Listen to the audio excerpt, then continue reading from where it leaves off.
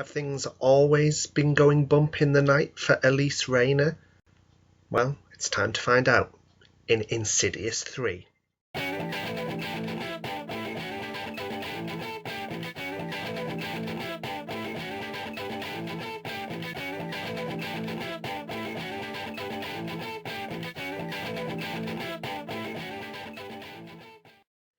Hello everyone, it's me Ben Almaden and I'm here for my review today of Insidious 3.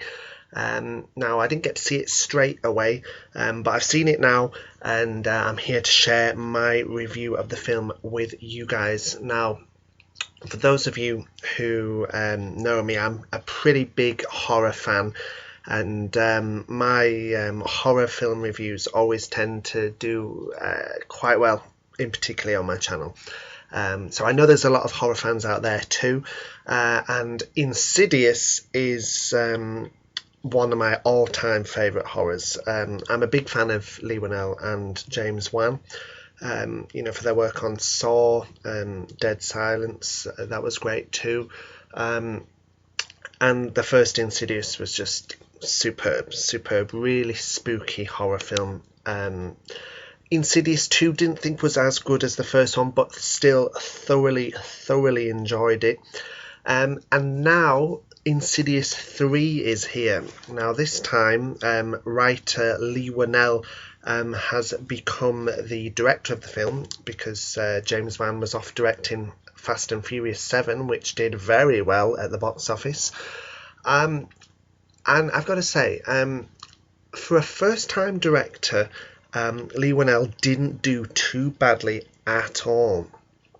However, there was something, and I can't put my finger quite on what it was, but you could very much tell that James Wan wasn't directing this film. I don't want to say Leigh Whannell was a bad director by all means, he isn't. But in terms of the style and the pacing of shots and things like that, you can tell it wasn't James Wan. Now, in terms of scariness, gotta say, this film was a little disappointing in that regard. You know, the scare factor was disappointing. Insidious still makes me jump, even though I know what's coming. Insidious 2 was quite creepy, but Insidious 3, the scares were just so predictable. I'm so sorry. I think there's only 2 moments maybe in the whole film that genuinely made me jump. The rest I was like, okay, this is going to happen. And a lot of the scares were made by, the screeching violin noise, rather than actually something scary. Or when something scary does happen, then like all the sound kind of slowly goes out, and there's like the pause was too long, so you kind of know something's going to jump out now. And the way it was filmed meant that you could kind of guess where and what was going to jump out. In terms of the story, it's a prequel set before the first Insidious. And it's about the story of a girl called Quinn, who wants to reconnect with her deceased mother. But when she does so, she's inviting, some not very nice spirits into her life. And so she seeks the help of Lin Shaye's character, Elise. Now, gotta say, we all love Lin Shaye. Lin Shaye, I love you. She's ace. And Elise is just as great in this film. She has a corking one-liner somewhere in the film that I think people will really like. They'll know what I'm talking about. Now, as for Stephanie Scott, who plays the teenage girl Quinn, gotta say, Rose Byrne she isn't. I found her to be a very average actress. Wasn't terrible, but wasn't great. It was kind of like a typical stereotype haunted teenage girl horror trope character, yeah.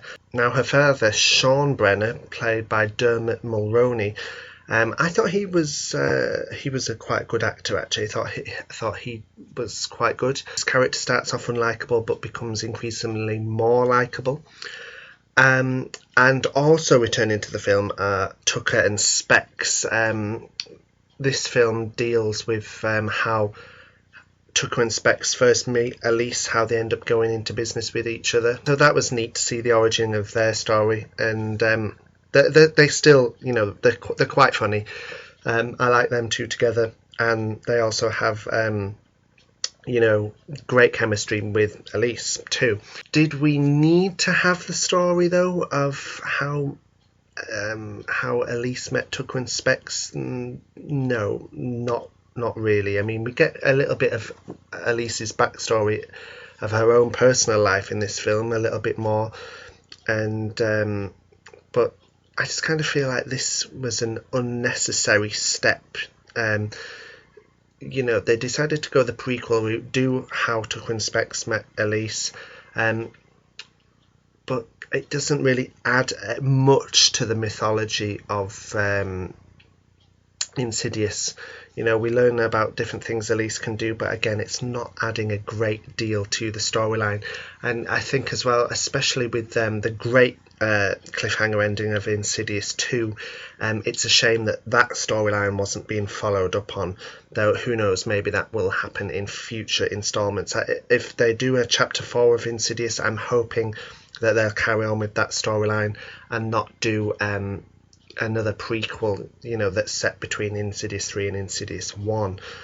Now, in terms of like the new ghosts or entities, whatever you want to call them, in this film, there are some new ones, and maybe this is part of my problem with Insidious 3 as well. They're not as creepy or scary as like the lipstick-faced demon from Insidious 1, or the evil bride who we learn a lot more about in Insidious 2.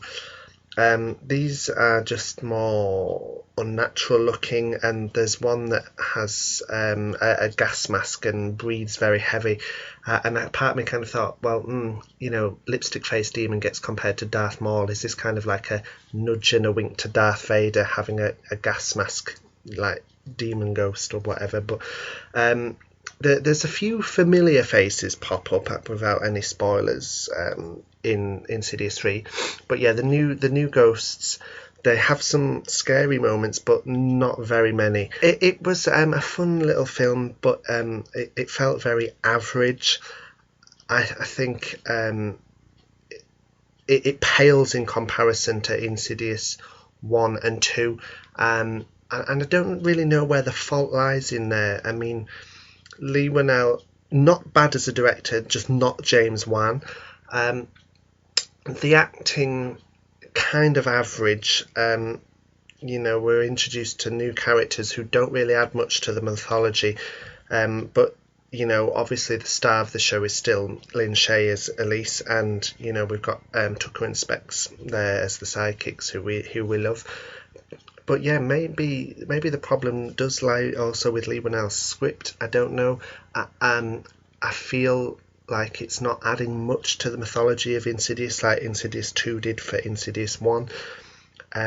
So who knows, maybe if there is an Insidious Chapter 4, things will be retroactively added and retconned so that Insidious 3 seemingly does add more, but we're just not aware of it. It's a fun little film. I'm glad I've watched it.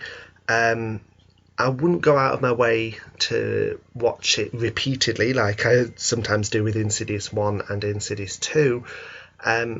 But it's a fun little horror film. It'll pass an hour and a half. Is it the greatest horror film? No. Is it as good as Insidious 1? No. Is it as good as Insidious 2? No. For me, I rank the franchise Insidious 1 at the top, then Insidious 2, then Insidious 3. But it's worth checking out. Let me know your thoughts on the film. Did you enjoy it? Do you think that I'm completely wrong and that the film is great or one of the best in the series? Perhaps you do. Leave a comment. Let me know why. Or perhaps you feel the same way and you think, yeah, this is a bit weak compared to Insidious 1 and 2. And again, if you do, tell me why.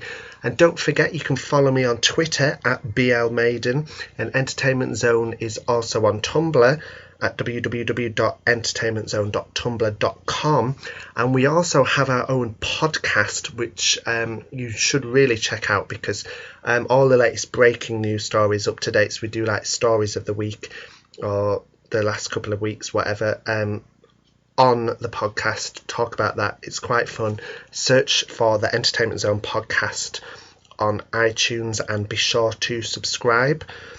And until next time, guys, take care and speak to you soon.